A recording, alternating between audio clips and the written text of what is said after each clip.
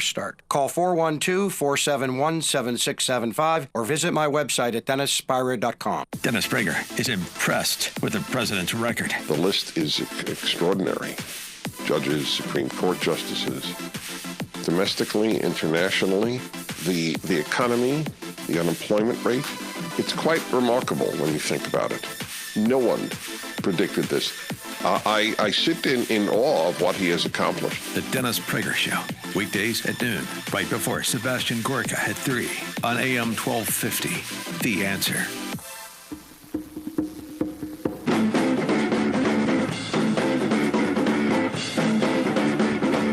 They might be coming for Mike Bloomberg.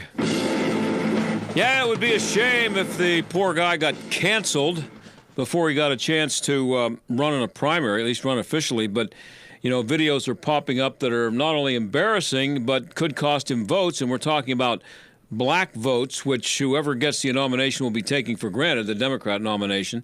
But they'll also need a lot of them to show up on Election Day to beat Donald Trump.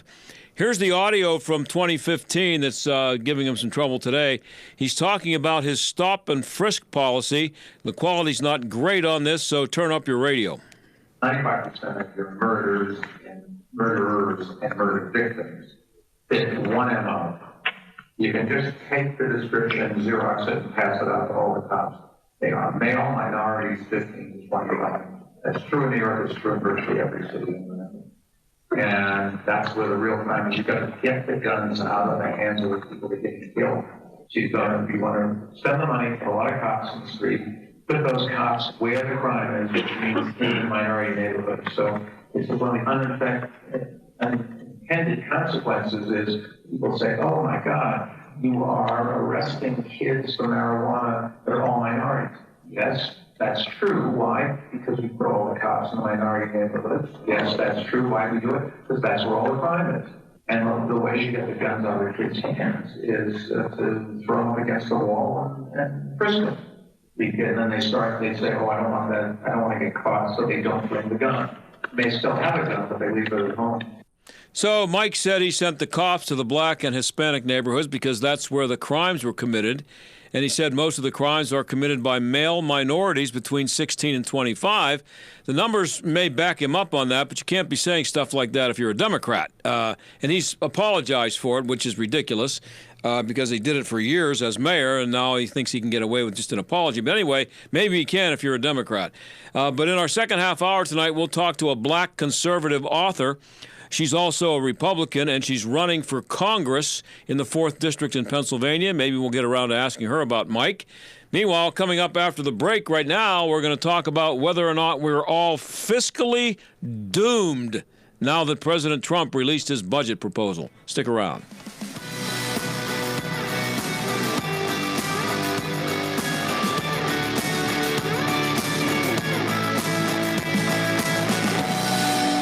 If you're an employer, a business owner, if you have 5 to 100 employees, listen up. The cost of doing business continues to skyrocket, strangling your HR department with more regulations, administrative duties, and liability than ever. I'm John Steigerwald. Your health plan's a big part of that cost. Another year, another 10% rate hike, another $1,000 increase on your deductible, another hospital or doctor you can't go to because they're not in the network. Isn't it time for a change? Well, stop the insanity and call Marley Financial, the most innovative agency in the industry. Put an end to the annual increase. Give your employees a national network that all hospitals accept and reduce your monthly premiums by 20 to 30%. It doesn't matter when your renewal is. Marley can help today. Call 724-884-1496. Marley Financial, 724-884-1496. 724-884-1496. Hi, this is Rhett Rasmussen of BestHotGrill.com. Just because it's cold outside, it doesn't mean you need to stop grilling, not if you've got the right grill, and that would be a Solaire infrared grill. Solaire infrared grills perform equally well in the cold of winter as in the heat of summer. Just like you feel warm from the sun when you step out of the shadows, the Solaire infrared burners heat your food directly, not the air around the food like conventional grills do. The intense heat also results in the juiciest food you will ever taste from a grill, gas, charcoal, or otherwise. To get the great taste, it's all about the heat.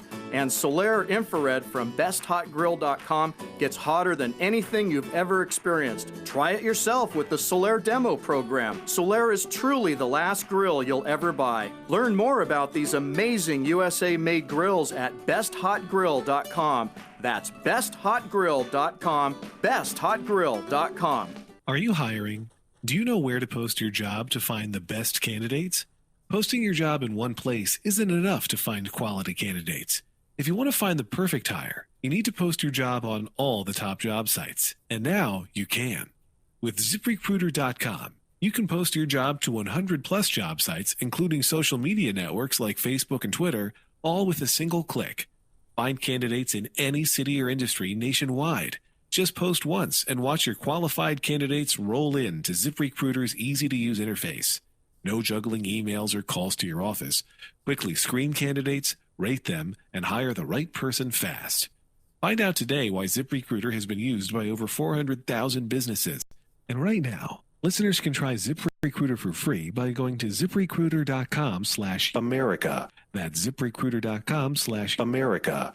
One more time. To try it for free, go to ZipRecruiter.com/America. She's such a beautiful little puppy. I mean, we walk around the block and neighbors always say, her hair is so beautiful. Healthy and shiny and glossy. DINOVITE.com. Fatty acids, omega-3s, and omega-6s are great for healthy skin and soft, shiny coats. I would really recommend people starting their puppies on Dynavite before they get into what I would call the misery index. Bad skin, bad ears, bad breath. Because if they're getting all their vitamins, micronutrients, microbials from the beginning, then you're not going to run into the problems associated with the allergies, grass, pollen, dust, dirt, fleas, ticks, you name it, and the itching and shedding down the road. Our vitamins and enzymes replace the nutrients cooked out of most commercial dog foods. Dynavite for life. This is Ed Lukasevic. And Cindy Lukasevic. Inviting you and your pets to Dynavite. 859-428-1000. DINOVITE.com. The John Steigerwald Show, AM 1250, The Answer. Well, and most people hear a story about the new federal budget. It goes in one ear and out the other. It's a ridiculous amount of money, and whatever promises are made usually turn out to be meaningless, and maybe that's why the national debt is so out of control. But President Trump came out with his budget on Monday, and it has people on both sides riled up. Romina Boccia is the director of the Grover Herman Center for the Federal Budget at the Heritage Foundation. She joins us now. Romina, thanks for being here. Thanks for having me. So according to your bio over there at Heritage, you are an economist who speaks English. That's good for people like me. So in plain English, what do you make of the Trump budget proposal? It is an ambitious budget that would put our federal budget on a path to balance in 15 years while keeping taxes low. It extends the individual tax cuts from the Tax Cuts and Jobs Act. And how does it save money? It returns power to states and municipalities on functions that with those jurisdictions in the first place where the federal government has overstepped. So that's really reducing wasteful and unnecessary programs in agencies like the Environmental Protection Agency, the Department of Transportation, the Department of Education, and the like, all of which are really state and local priorities and not federal government functions. It also would prioritize national defense, making sure that our troops are ready and able to defend our country and serve our allies, and making the important investments to continue to build up readiness. And best of all, it manages to find savings in Medicare and Medicaid that are primarily good governance reforms that change some of the underlying payment structures that are wasteful and that have enabled fraud and abuse and improper payments in these programs. So especially when it comes to Medicare, the president is able to keep his promise not to reduce benefits for seniors while at the same time finding meaningful savings by making the program run much better. Okay, so I want to ask you about some of the Medicare stuff, because that's what scares everybody. It's, scaring the old people like me. Mm-hmm. The claim is that this will balance the budget in 15 years, as you said. one of the problems with politicians is that many of them are out of office by the time the dirty deeds they do come home to roost, or the effects of the bad things that they do show up long after they're out of office or long after they need to worry about being reelected. So no politician today is going to get a vote for something that happens 15 years from now, much less the blame. So where is the incentive for them to balance it? I mean, it sounds good what you just said, but where's the incentive for anybody else in Washington to do something that's going to, the benefits of which are going to show up in 15 years when they're going to be probably out of office? Yeah, the only incentive, and really the most powerful incentive, is demands by their constituents, by the American people, to restrain federal spending, because it's a most powerful check on the growth in government, and it allows us to limit government to preserve freedom and prosperity for the people in the states. And that's really what this is all about. But the American people have been a bit asleep at the wheel. They haven't demanded accountability from their lawmakers. And I think that, for example, a measure like no budget, no pay is long overdue. The president did his part. He introduced his budget blueprint for Congress to consider. Democrats that are in charge of the House Budget Committee have already announced they're not even going to bother introducing a budget this year. This is their most fundamental duty as a governing body, is to control the purse strings of the federal government, and they're going to just not do it because it's hard. They don't want to do it. And really, this is about not showing the American people transparently what the Democratic agenda is all about and what it would cost the country. And I think we should demand that they do their job. Introduce a budget or don't get paid. Senator Braun has a proposal, no budget, no pay, that basically says as much. Who else gets paid without doing their job? Nobody. This shouldn't be the case for Washington lawmakers either. Yeah, and in the House of Representatives, it's kind of a big deal. Spending money is kind of a big deal. Kind of one of the major items that they're supposed to deal with when they get there. Yes, right now they're just spending money willy-nilly, basically on autopilot, continuing to increase spending at the end of the year with bills like the massive omnibus or the minibuses we saw before, but they're not passing a budget which would force them to confront the entire fiscal picture, all taxes and spending, and then make sure to review and only authorize those programs the country can both afford and that are truly national priorities, not nice-to-have things that the states and localities can do on their own or that the private sector can do without government help. One example, paid family and medical leave, is all the talk in this town now here in Washington, especially during this election year. 2/3 of workers have access to paid family leave through their employers. We don't need the federal government crowding out those effective and flexible programs. Rather, the president has done a good deed by cutting taxes and deregulating, which are growing wages for workers that have created a tight labor market such that employers have to offer valuable benefits and good working conditions in order to attract and retain a quality workforce. That's the way how you get the country going and how you get workers paid, not with federal mandates or new federal entitlement programs that we can't afford. Yeah, but I agree with you, but that's everything you just said there is translated into Donald Trump is mean and doesn't want to give people family leave. That's how that's portrayed by the Democrats and by obviously 90% of the media. So how do you get around that? The president, because his daughter Ivanka has made this one of her big priorities, actually includes money, about $20 billion, to help the states set up paid federal and family medical leave programs. But that's a problem because the states are going to crowd out the programs in the private sector as well. This idea or this notion that unless you have the federal government provide money for something, you don't believe it's a good thing, that's just complete bogus. Same with the new school choice tax credit that is in the president's budget. School choice is very important. The Heritage Foundation has long supported school choice. We work every day, day in and day out, in our Education Policy Center to realize that for children all across the country. But the federal government has no role in most states and localities' education policies, and we don't want them encroaching in that space, because in the future it will mean new layers of regulation, and it could actually undermine school choice in the long run. Have the federal government focus on national priorities, which in the school choice space means the DC Opportunity Scholarship Program and school choice for military children and children that are on Bureau of Indian Affairs lands, on native tribal lands. But beyond that, the federal government has no role in that.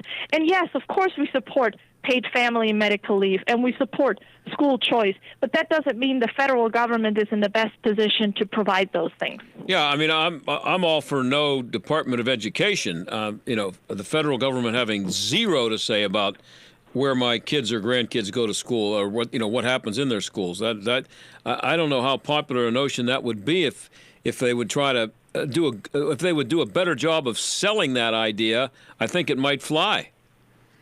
I think some people would potentially see the merit in that, but others would consider it a very radical proposal. And this is how government grows. We've really lost sight of federalism in this country and what makes the United States so powerful. We are a nation of more than 325 million people scattered across 50 states with various different priorities and values and belief systems. And this is what makes federalism so powerful, because it allows people to choose where to live based on the values that they and their families hold. If we federalize everything at the central government level, we lose that flexibility. We lose those choices. And then we end up with one-size-fits-all programs that don't meet anybody's needs, that cost way too much, and that have contributed to the partisanship and the gridlock we're seeing in our national news every day. Frankly, I'm sick of it. You don't have to tell me. I have been for a long time. The whole one-size-fits-all issue is the big problem. You're trying to. Why would anybody think that it would be better to have one person in Washington deciding for all 50 states instead of having 50 different people deciding what they want in each of their states? It's common sense, and that's the way that was the intent of the people who founded the country. That's right, and it worked reasonably well, and it's been only in the last 60 or so years, especially with Lyndon Johnson and his Great Society, that we've seen this vast encroachment of the federal government in all areas of our lives, not just on spending. That's, of course, the big one, but also when it comes to regulatory matters. And the president makes progress in terms of devolving those responsibilities back to the states, but then in other areas, he also takes steps back by expanding the role of the federal government, say in transportation policy, where he introduced the $1 trillion infrastructure package. That spending should happen also at a state and local level. When the federal government gets involved, it means it gets more costly. You've got those union pay rates, the Davis-Bacon Act, the Buy America requirements, all of which are adding layers and layers of costs that are making America's infrastructure more rigid, less flexible, and less efficient to build. And same with education and paid family leave. So I commend the president for putting forth a strong budget that has its priorities straight for the most part. And then, of course, there's some problematic areas that I guess since we're in an election year, we couldn't avoid. We're talking to Romina Boccia. She's the director of the Grover Herman Center for the Federal Budget at the Heritage Foundation. So, Romina, I'm guessing you've been looking at this stuff for a while, studying this stuff, and you're an expert on this, right? So yeah, I've been. Yes. Go ahead. So, well, my question is, I don't know how long you've been doing this, but have you ever had a budget before that you liked as much as this one, the proposal, anyway? Well, I liked the president's first budget the most. I thought it was his most ambitious budget as well because it actually balanced in 10 years. This budget doesn't balance until 2035. So, yeah, President Trump's first budget was my favorite. Okay. So got worse ever since. Well, you wrote at the Heritage Foundation, I think, that this budget takes meaningful steps toward reducing the growth in mandatory spending. So I'm wondering, what are some of the examples of mandatory spending? How did they be? Who says they're mandatory, and how mandatory are they? Yeah, so mandatory does not mean what we understand in the colloquial sense of must have and can't get around. Mandatory is a budgetary term that means that these programs are not subject to annual appropriations. Congress doesn't have to vote on them each and every year. Rather, their spending is on autopilot. They have so-called permanent appropriations. They're mostly governed by eligibility criteria. Say, for example, when it comes to Medicare, you have to be 65 years of age in order to qualify, or for Social Security, you have to have worked a minimum of 10 years to be eligible for any benefit, unless we're talking disability insurance. So those are your mandatory programs, but it also includes food stamps and a number of other welfare programs that have a permanent appropriation. So regardless of what happens with the budget, whether Congress votes on it or not, these programs keep getting funded, and their spending increases are also automatic. So the president tackles the big ones here, Medicare and Medicaid. And for Medicaid, he grants more flexibility to the states. And there's also a discussion of a block grant that would be capped, such that the states would take on more responsibility for Medicaid, but in exchange also get more flexibility so they can run the programs in the best interest of their own populations. Every state is different there. Florida has more older individuals, for example, than most other states. And then for Medicare, the president manages to find savings that make the program run better, including looking at how we pay hospitals and doctors and aligning those benefits and their costs better, such that the program runs more efficiently without affecting benefits for seniors, but rather reducing premiums in the long run and assuring a higher quality of care at lower cost. So I think those savings are really powerful, and many of those have actually appeared in President Obama's budget and have also been proposed by leading Democrats on the campaign trail. So the media narrative we're hearing right now about, the president is cutting Medicare and Social Security, a lot of that is really fake news. Okay, but Bernie Sanders is out there saying it, and he's right now the front runner. Yeah. He's probably going to win in New Hampshire tonight. He's out there saying that President Trump promised not to cut Social Security and Medicare, and he's doing it. So when you look at Social Security, the only thing the president does is he proposes reforms to the Social Security disability insurance program, and that is primarily targeting workers with marginal and temporary conditions that should be returning to work, that might need some supports to help them get their program permanently, because the disability insurance program is supposed to be reserved for those individuals who are truly unable to support themselves through work. And it's become, unfortunately, over time, more of a long-term unemployment and an early retirement program, and has a lot of conditions, including the so-called medical vocational grids, that allow people to get onto the program that don't have those substantial and significant disabilities, including if you're 45 or older and you claim not to be fluent in English, even if you live in Puerto Rico or in some parts of California where Spanish is actually the most prominent language, you can have easier access to the program. Those are some of the things that the administration is trying to fix. I wouldn't call those Social Security cuts as much as making sure that the disability insurance program is serving its intended purpose and serving those populations that truly need the benefits. I have less than a minute left, and I'm up against a hard break, Romina. One last thing. What about food stamps and the outcry from the Democrats that there's going to be a work requirement? The vast majority of the American people actually support work requirements. The idea is that instead of just giving people a handout, we want to give them a hand up, and requiring people to engage in work, look for work, or engage in training so they can they can find work later, I think is a reasonable ask of people who are able-bodied who need these benefits for a temporary period of time. The other thing is that there is still a lot of abuse in the food stamp program because of the way that states have abused the eligibility criteria such that people get food stamps that really shouldn't. So there's some cleaning up that needs to be done here in terms of reducing the abuse section, and then also I think the work requirements are very reasonable, and the president also suggests those for Medicaid. I'm out of time, Romina. Thank you for speaking English. Thanks for having me. About economics. Thanks a lot. We'll be right back.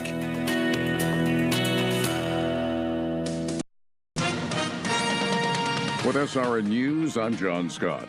The New Hampshire presidential primary is underway and will determine which candidates are stronger or weaker after Iowa's chaotic caucuses last week. The polls are open until 7 p.m. Eastern. Federal Reserve Chairman Jerome Powell says the U.S. economy is healthy, currently with steady growth and unemployment at a half-century low. He says the deadly virus in China is the principal risk to that outlook. The World Health Organization has convened a group of experts to fast-track promising tests, drugs, and vaccines to help slow the outbreak of the new virus that emerged in China. Experts say it could be months or even years before any approved treatments or vaccines are developed. Stocks finishing mixed today. The Dow was down fractionally. The Nasdaq gained 10 points, and the S&P 500 up 5. This is SRN News. If your family depends on your income and something happened to you, what would happen to them? You need life insurance, and SelectQuote can help you get it at a price you can afford. SelectQuote found Jacob, 40, who's in excellent health, a 10-year, $500,000 policy for only $19 a month. Not in perfect health? Don't worry. SelectQuote found Tanya, 40, who has type 2 diabetes, a 10-year, $500,000 policy for only $32 a month. We shop companies like Protective, Prudential, American General, and others to find you the company with the best rates. Give your family the security they need at a price you can afford. For your free quote, call 1-800-880-7474. That's 1-800-880-7474. Or go to SelectQuote.com. That's 1-800-880-7474. SelectQuote. We shop, you save. Get full details on the example policies at SelectQuote.com/commercials. Your premium could vary depending on your health, issuing company, and other factors. Not available in all states. Mike Gallagher warns the Democrats of November. They're not going to be laughing the morning after the election. They weren't laughing the morning after the election in 2016, and they're not going to be laughing after the election in 2020. They're having a great time now. American people are paying attention. There is something happening in America, and it's not a happy ending for the Democrats. The Mike Gallagher Show, weekdays at 9, right before Dennis Prager at noon on AM 1250. The Answer. Choose E-Verify, the enhanced employment eligibility verification tool that can confidently confirm work eligibility. They've got a new look and the process has never been better. Check it out and get started at everify.gov/go. Elected and appointed officials have a troubling habit, engaging in soundbite promotion. They go on a radio or TV program making wondrous claims of economic progress, yet offer only vague proof to support them. But just because they say something doesn't make it so. That's the case with Allegheny County's economic performance over the last 20 years. Learn the real story at AlleghenyInstitute.org, where dubious government claims have been challenged since 1995. This is Jay Hagerman of Abernathy & Hagerman. Upon your passing, you wouldn't want a judge to decide who raises your children or how your estate gets divided. It is important to review your estate planning documents to ensure they protect what matters most. At Abernathy & Hagerman, we will work with you to establish an estate plan that nominates a guardian for your minor children and that your assets are used for your family's benefit. Judge for yourself. For legal help that lasts a lifetime, visit a-h.law. When you've got water, fire, or smoke damage, there's no debate. You have to vote yellow. Call Service Master of Greater Pittsburgh. Our team is ready to help 24 hours a day. Demand the yellow van. Call Service Master. This election year, you can vote red or you can vote blue, but yellow is always the right choice. Demand the yellow van when you have water damage and call Service Master of Greater Pittsburgh. Demand the yellow van. Call Service Master. AM 1250 and FM 92.5. The Answer. WPGP Pittsburgh. W223CS Pittsburgh. A division of Salem Media Group. Listen on the Answer mobile app, smart speakers, TuneIn, iHeart, or radio.com. Stuck in traffic? We've got the answer. Lots of tie-ups. That includes the inbound Parkway West, Montour Run Road 60, Carnegie to the Fort Pitt Tunnel. Outbound stacks up Parkway Center Drive to Carnegie. Outbound to Parkway East delays Boulevard of the Allies to the Squirrel Hill Tunnel, almost an extra 10 minutes there. Heavy also inbound Edgewood Swissvale to the tunnel. And Blawnock still got that closure of Center Avenue between 4th and Freeport Road. That because of the earlier accident involving a truck and a train. That's a look at traffic. I'm Jenny Robinson. AM 1250, The Answer. Weather.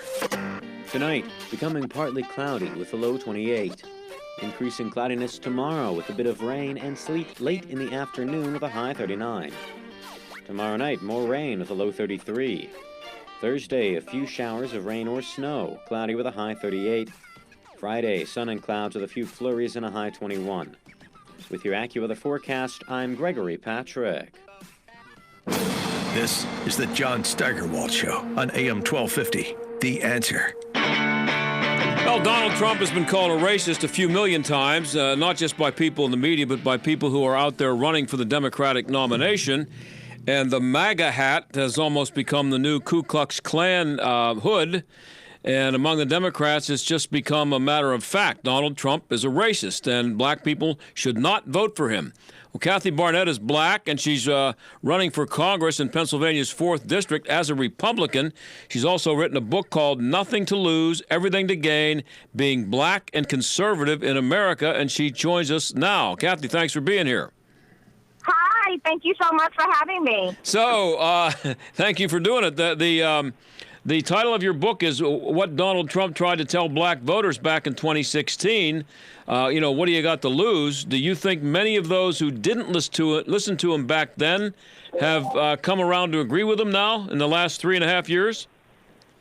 You know what? I know so. Not only from my own personal experience of going into always being in the black community, and specifically over the past 3 years, I specifically have been going into the black community. But not only have I witnessed it myself, but also we have the latest 3 polls I've seen, 2 of which are rather liberal, have also acknowledged the fact that the black support is hovering around 30% for President Trump. So whether it's 30% or 15%, that is historic over the last 56 years since blacks have been voting almost exclusively Democrat. So yes, black people see it, we feel it, we're waking up and realizing it. So you are buying the numbers, the 30% number, or somewhere between 50 and 30? You know what? Somewhere in between. Well, what I do know is that, typically in the past, Republicans have only been able to get maybe 6%. Donald Trump got 8% in 2016. So to get 30% in polls, and I'm sure I feel the same way as you feel about polls, right?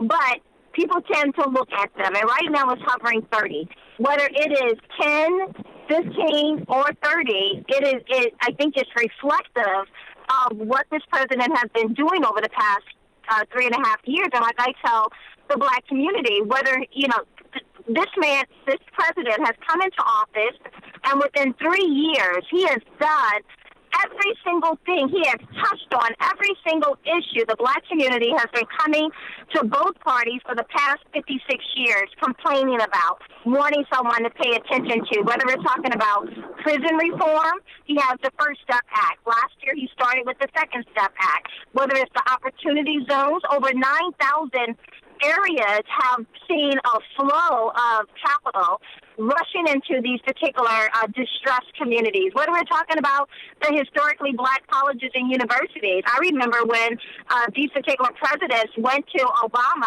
asking him, begging him to forgive these crushing debts within these historically black universities and colleges, and Obama did nothing. President Trump did it. Black folks are not stupid. They are waking up. They see it. They may not like it. It may be a hard pill to swallow, but they are recognizing it.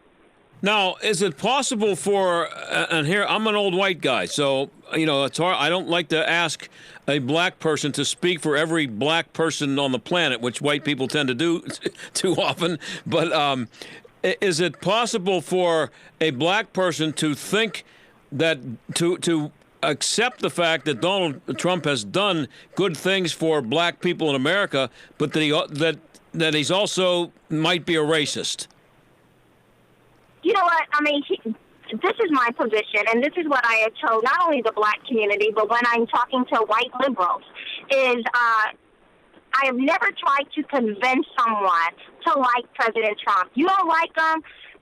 Okay, fine. Perfect. I don't care. I don't care if you like him or not. The only thing I've ever tried to convince people is to know when someone is working in their favor, and then to have the good sense to get out of the way so that they can continue to work in your favor. And so whether you think he's a racist or not, you cannot deny the fact that black unemployment, Hispanic unemployment, is at the lowest levels it has ever been historically. For women unemployment, it is low, 72, 62 year low. Even the spread of unemployment between white people who are unemployed and black people who are unemployed have decreased for the first time in history. That spread is decreasing. So whether you like it or not, or even when we look at those who are living at the lower income spectrum, their wages are growing at a faster clip than those at the top. Their wages has increased over 47%. Last year, in the month of January, we thought we were only going to get 160,000 jobs, ended up getting over 250,000 jobs. So whether you like him, whether you think he's a racist, I don't care. The only thing we need to really pay attention to is how is the policies this man is doing is positively impacting me and my family at my kitchen table. Yeah, well, that makes way too much sense, Kathleen. Kathy. Way too much. You're making way too much sense there. But that the Democrats are now, when Donald Trump tries to take some credit for what's happening with the economy and how it's helping black people, the Democrats are quick, especially I think black Democrats are quick to say, "Oh no, this guy's trying to claim what Barack Obama did for us. It was Barack Obama who started the economic revitalization and economic boom." Yeah. Are you not buying that either? I'm not buying that, and it's just foolishness. Listen, the only thing that matters is that we are all doing well. Right. And when we even look at the number of regulations that he has cut and the impact, in my book I talk about this one particular lady, Ida, who was arrested in her shop because she braids hair, and because of all the regulations, they wanted her to spend over $7,000 in getting some kind of class in order to be able to braid hair. Now, braiding hair in the black community is like a rite of passage, right, that women go to and do all of these particular things. And they wanted this woman who simply braids hair to pay over $7,000 to get some kind of license. Donald Trump, he actually did a speech from the White House saying, listen, I have tremendous respect for people who are in the cosmetology business. However, there should not be more regulation for someone to braid hair than it is for someone to work on an ambulance. It doesn't make sense. It doesn't jive. But Donald Trump comes in, he cuts these regulations. He encourages states to start cutting regulations. And now, and specifically in that particular arena, cosmetology, we see a tremendous number of jobs that people have. So again, it doesn't matter all of the rhetoric. The only thing Democrats have for the black community and for the greater American community, the larger American community, is racism. If it's not racism, it's resistance. And none of those things move me out of one financial condition and into a better financial situation. None of those things put food on my table. They don't pay any bills. All they do is scratch an irrational, emotional itch. That's all it does. It does not help us. White liberals specifically love to come and try to tell me, a black woman, what it means to be black. They're so arrogant. They try to tell me what it means to be black. They try to tell me what racism looks like and how I should feel about it because they're so arrogant and they know everything. They look at me with these little false narratives of white privilege, which essentially says, Kathy, you have to look at your black skin and believe that your black skin has betrayed you in some way. That my white skin gives me all of these extra privileges and your black skin has betrayed you. And what that does in the larger community is causes us to continuously be victimized. Yep. And that is what white liberals have done. They have lowered the bar of expectation because if I see myself as a victim and all of the odds are against me, why do I need to work hard? The odds are against me. Why do I have to struggle? The odds are against me. Why do I have to be disciplined? Because the odds are against me, so why even try? And I'm a little black girl who grew up on a pig farm in southern Alabama, very impoverished. I was beneath the bottom rung of life. My grandmother would ask me to help her in the garden. I thought she just wanted me to spend quality time with her. I had no idea it was for our survival. But if we wanted beans, greens, or peas, we had to go out and work it with our own two hands. And I've been able, by the grace of God, to recognize what my grandparents did all around me, to work hard, to discipline themselves, to focus on what was important. And from that little farm, I became the first in my family to go to college and graduate. I spent over 10 years in the military, U.S. Army Reserves. I worked in the Wall Street environment, corporate America. I'm an adjunct professor of corporate finance. I've just written my first book, Nothing to Lose, Everything to Gain, and now I'm running for Congress. I represent all that is good about this country if you are willing to work and dedicate yourself to something. Wow, that was a great little rant you just went on there, Kathy. Tremendous. Kathy Barnette, and again, the title of the book is Nothing to Lose, Everything to Gain. Everything to Gain, yeah. Nothing to Lose, Everything to Gain, Being Black and Conservative in America. Now, you said you're running for Congress in the 4th District here in Pennsylvania. What's been the reaction to, and you're running as a Republican, I'm assuming, so what's been the reaction? I am the first black person to ever receive the endorsement by the Republican Party in Montgomery County, which is the 4th district, 4th congressional district, and I received it overwhelmingly, enthusiastically, and I have received a tremendous amount of support. But if we are sick and tired of what the Democrat Party is doing to our country, then I need people to go to KathyBarnettForCongress.com and to support us. It's going to take a tremendous amount of revenue to be able to do the things that we need to do, and I would love for people to see the story, to see the opportunity to be able to actually take back some territory. It was the House that impeached our president, and all I want to do is retire as many Democrats as possible. Wow. Now, what's the history there in Montgomery County for Republicans? Well, at one point in time, like so much of our country, we used to be primarily Republican. But the thing with Democrats, they never give up. I don't care how kooky or Looney Tune their policies may be, they just keep pushing, and they've done so. And now it's like a 47-37 split. But that's kind of representative of the entire nation. That there are more registered Democrats than Republicans. But this is a very winnable seat. Madeline Dean, her nickname is Mad Madeline Dean, who co-sponsored one of the most ridiculous immigration reform bills. This immigration reform bill that they passed, or not passed, but that she has endorsed, and about 45 other liberal Democrats. The New Way Forward. The New Way Forward. Doesn't that sound so nice and polite? Oh yeah, we talked about it here a couple of days ago. It's insane.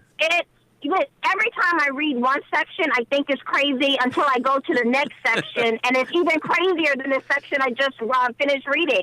It actually redefines what it means to be an American. That's how crazy and Looney Tune all of these things are. We are at one of those crescendo moments in time. We experienced it as a nation when our forefathers were fighting for their liberties in the American Revolution. We experienced that crescendo of a moment during the Civil War, during the Civil Rights Movement, and I believe we are at that moment again. No one can sit out, no conservative, no Republican, no one who loves this country, even if you're a Democrat, but you got enough sense to realize that redefining what it means to be an American is perhaps not the best way to go here.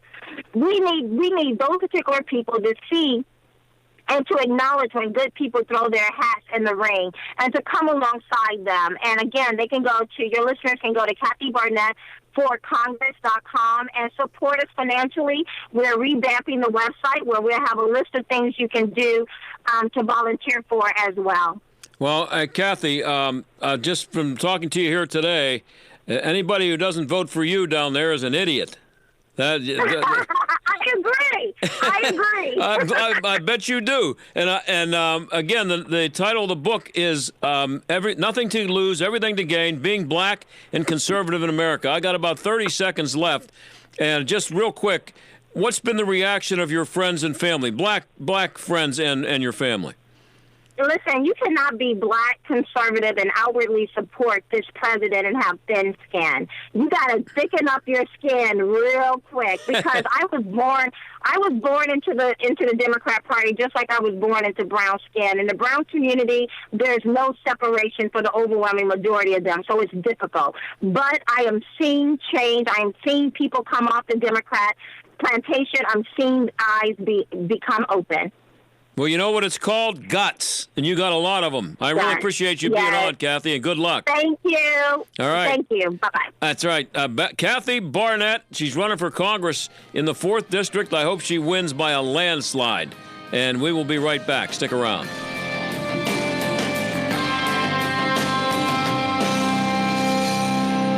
They blow into town with the wind, rain, and hail. And out-of-town storm chasers going door to door, often posing as a local company offering a quick fix to desperate homeowners. If you've had damage to your roof, windows, siding, or gutters and downspouts, you may be eligible to get them replaced or repaired free of charge. Just be careful who you call. Visit WindowsRUsPittsburgh.com for a free inspection from one of their highly trained appraisers. With over 50 years in home remodeling, Windows R Us is the area's premier exterior replacement company for roofs, siding, gutters and downspouts, doors, and of course windows. If damage isn't your issue and you just want something new, you'll love their no-pressure approach, no hidden fees, and one of the fastest turnaround times in the industry. A company who will never skip town when it comes to honoring their warranty. Visit WindowsRUsPittsburgh.com. Mention STAG for an additional 10% off. Windows R Us, proud sponsor of the Jerk of the Week, heard every Friday on the John Steigerwald Show. WindowsRUsPittsburgh.com. Hey, I'm Andy.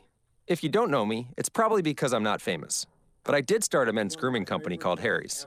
The idea for Harry's came out of a frustrating experience I had buying razor blades. Most brands were overpriced, overdesigned, and out of touch. At Harry's, our approach is simple. Here's our secret. We make sharp, durable blades and sell them at honest prices for as low as $2 each. We care about quality so much that we do some crazy things, like buy a world-class German blade factory. Obsessing over every detail means we're confident in offering a 100% quality guarantee. Millions of guys have already made the switch to Harry's, so thank you if you're one of them. And if you're not, we hope you give us a try with this special offer. Get a Harry's starter set with a 5-blade razor, weighted handle, shave gel, and a travel cover, all for just $3 plus free shipping. Just go to harrys.com and enter 3388 at checkout. That's harrys.com, code 3388. Enjoy. I'm Andy Solomon. T-Mobile has launched the country's first and only nationwide 5G network covering more than 5,000 cities and towns all across the country. Here's Senior Vice President of Network Engineering and Development, Mark McDermott. This launch immediately catapults T-Mobile into a position as the country's biggest 5G network, covering more than 1 million square miles beyond the big cities to the small towns, and that's just the start. And now available are 2 new 5G superphones that can access nationwide 5G, the exclusive OnePlus 7T Pro 5G McLaren and the Samsung Galaxy Note 10 Plus 5G. And we'll be able to supercharge the 5G network with more speed and capacity if the pending merger with Sprint closes. This holiday season, get a great deal on a 5G phone at T-Mobile. For more information, visit T-Mobile.com. You might wonder why Australians always seem so relaxed. Well, it comes down to sleep. And we can sleep like a koala full of gum leaves. So we've invented a solution to your sleep problems. It's called Pronto Sleep. Pronto Sleep is a 2-in-1 solution that helps you fall asleep and stay asleep. Pronto gently opens your nose to focus breathing so you can relax and fall into the land of Nod. And the built-in centrifuger delivers a blend of 4 pure essential oils all night long for a beaut sleep naturally. Then Pronto replenishes the oils ready for the next night. Clever, eh? And does it work? Well, in trials, 84% of people with trouble sleeping found Pronto helped them fall asleep. 74% found it helped them stay asleep. You'll find Pronto now at select Walgreens, Amazon, or at prontosleep.com. Pronto Sleep is the gift of sleep from Australia. From Rhinomed, bringing you advanced nasal therapies. You're listening to the John Steigerwald Show on AM 1250. The Answer. Well, it's been a while, I think, since we've done some transgender insanity. So I got this thing here from the University of Minnesota, Duluth. Sexuality and Gender Equity Initiatives. This is official from the school. So if you ever are tempted to send your kid to the University of Minnesota Duluth, I don't know why you would do that, but here in Pittsburgh. But anyway, this is they had to put out. I guess this is some kind of an official proclamation about pronouns. What is a personal pronoun? A personal pronoun is the pronoun a person or nouns that a person uses for themself, not him or herself, themself, and how others should refer to that individual. Why should we normalize asking and using personal pronouns? Pronouns are necessary for communicating with and about each other. Building more opportunity. This is about pronouns now. This is stuff that for 5,000 years or whatever it is, we just use them and didn't think about them. Pronouns are necessary for communicating with and about each other. Building more opportunities to share our own pronouns and asking others for their pronouns creates more inclusive and affirming spaces for everyone. If there's anything I want, it's an affirming space, whatever that is. Especially queer and trans plus gender non-conforming individuals. How do I get used to using personal pronouns? This is something that's being asked of a human being. Like, I'm kind of used to using personal pronouns. Practice is the word here in capital letters. Mispronouncing someone is a microaggression, and the best way to avoid causing unintended harm to a student, friend, or colleague is to commit yourself to getting it right. Check out this how-to guide to get started. I wish I could show you this that I'm looking at on my phone. It's a how-to guide with about 8,000 pronouns on it that you're supposed to use. And how do I appropriately introduce my pronouns to others? Do specifically say which sets of pronouns you use. Example, she, her, hers, they, them, their. Do include pronouns on business cards, email signatures, name tags. Promote this to your peers. Do not refer to your pronouns as gender pronouns. Oh my, I could go on. It's insanity, and it's happening on a college campus put out by the college. I'll talk to you tomorrow.